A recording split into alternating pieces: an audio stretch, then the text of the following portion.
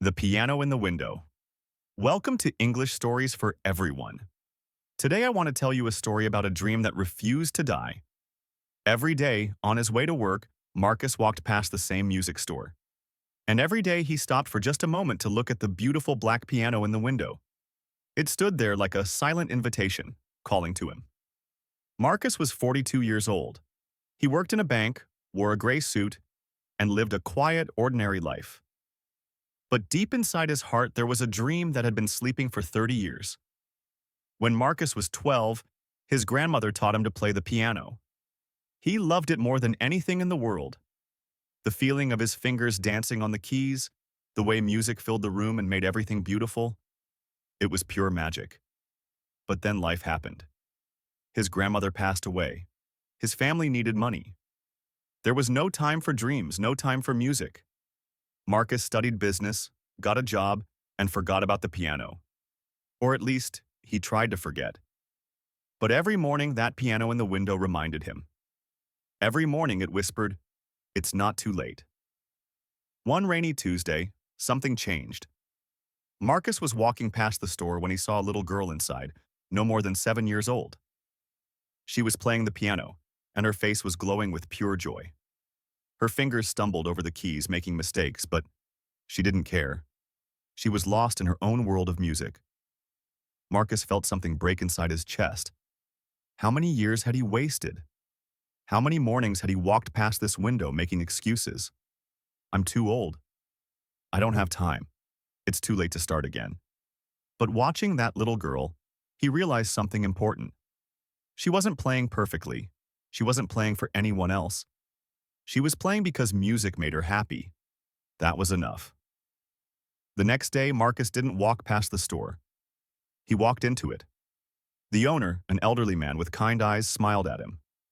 "I've seen you looking at that piano for 3 years now," he said. "Are you finally ready?" Marcus felt his face turn red. I used to play, a long time ago, but I'm not sure if I remember how." The old man laughed gently. "Music is like love. Once it touches your heart, it never really leaves. Sit down, play something." Marcus's hands were shaking as he sat at the piano. He placed his fingers on the keys, and suddenly he was 12 years old again, sitting next to his grandmother. He could almost smell her perfume, almost hear her voice. "Don't think too much, my dear. Just feel."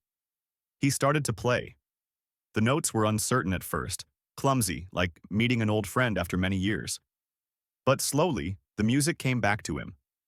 Not perfect, not polished, but real. And with each note, Marcus felt something wonderful happening. He felt alive again. When he finished, there were tears on his cheeks.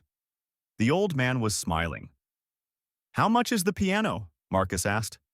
"More than you can afford right now," the man said honestly. "But I have a better idea.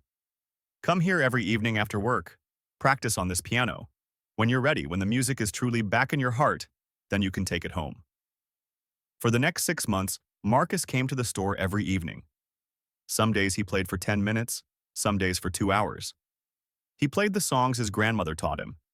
He played his mistakes, his frustrations, his joy. And slowly, something magical happened.